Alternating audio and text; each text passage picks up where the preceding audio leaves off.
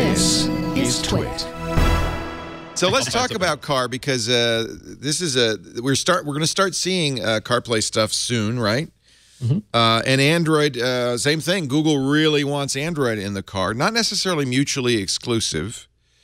But this is a good article in the New York Times this week by Aaron Kessler and Brian X. Chen. Apple has 200 people working on electric vehicle technology. We've been talking about that. Google, of course, working, as we've known for years, on autonomous vehicles.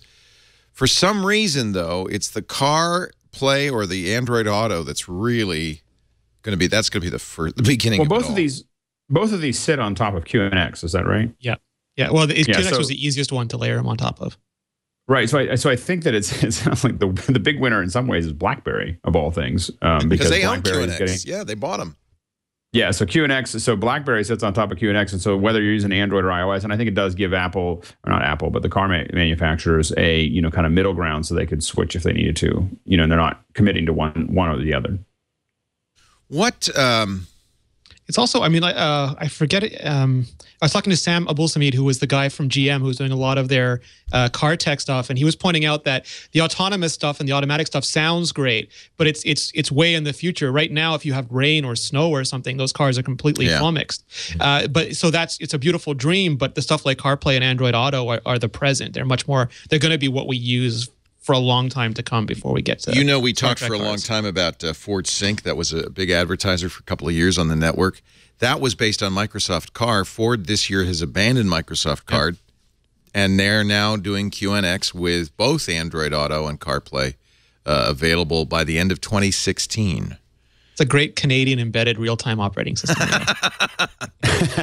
Do you have to have QNX to do CarPlay and Auto? No, it's just super easy to surface the stuff that you need. So the CarPlay and Android Auto have to interface with the in-car entertainment system, and QNX made that super easy to do. I'm sure embedded Android, embedded Linux can do it as well.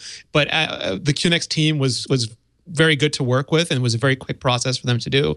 And a lot of cars already use them, so it was advantageous to everybody.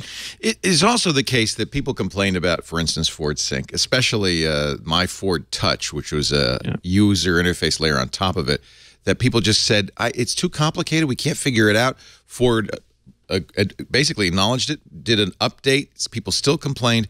So it makes sense to say, well, let's take a step back, and why not let the UI be determined by something people already understand, their phone, and by two companies that really know how to make UI. Siri, of course, is much better than anything. Can you call Toyota and tell them that, Leo? You just give. What do they do? What does Toyota do? They were saying they were going to do CarPlay and they were going to do Android Auto, and then they gave the New York Times a quote saying that they're not going to do that now. That they believe that the future is in their proprietary interface. Wow. They might revisit it in the future. They're still talking to Google and Apple, but not soon. And I think for the most part, a lot of these manufacturers, whether it's camera manufacturers or auto manufacturers, a lot of them are, they think that the secret sauce to what they're selling is the interface, how you're interfacing with your Canon or your Nikon or your car. And they're generally, in my opinion, wrong because I think it's one of those things that they really should stay out of that and focus on the other parts that they provide in that area. Do you have voice in your car, Alex? Do you have voice recognition in your car? I have old cars. You don't even have any of this stuff. My wife in her. No, I have like this old Ford Explorer that I drive around in Pennsylvania, and then I got my older what does Beamer. Carlita have? That's right. You have old cars, yeah. Carlita has a CRV, and she can ask the car for directions, and then it pops up this absolutely horrid-looking interface of how to get there. And I won't use it. My very fancy Audi, terrible voice recognition. And the voice coming back sounds drunk every time. It just sounds drunk. It's terrible. And yet this is Audi state-of-the-art car electronics, but they couldn't do that part right. How about you, Rene? What do you have in your car? I bought an all-wheel drive Toyota the year before they got any sort of real integration, and I asked them if I could upgrade it, and they said no, I have to buy a new car. And I was waiting until they had a CarPlay version, but in light of their recent comments, I'm going to be cross-shopping now. But the next car I buy is definitely going to have it, and it's definitely going to be compatible with both our. And I think Toyota's going to learn that lesson, aren't they? Yeah. And I think that more Texas people are says looking. He has Siri in his BMW, early adopter, I guess, and he says it's truly the first hands-free experience. He's really apparently a fan. I would like if they had an offline mode, because I don't ever want to be driving between cities and suddenly have my voice control or my navigation stop. So I think it behooves them to get more offline things going. But I think in general, it's a great idea. And that's one of the reasons probably the car recognition, voice recognition isn't great, is because it is offline. It is in the car, right? It's not, the new stuff won't be, but in my Audi, it's the car doing the thing. Nearline would be best, like online whenever it's available, and then shunt back to local when it's not available. Yeah. Andy, you probably drive a 63. I'm thinking. I'm thinking that maybe if this were a movie, you would look at my car and think, "There goes the last honest cop in a corrupt town." Do you have a Jeff Williams car, Andy? Do you have a Jeff Williams car?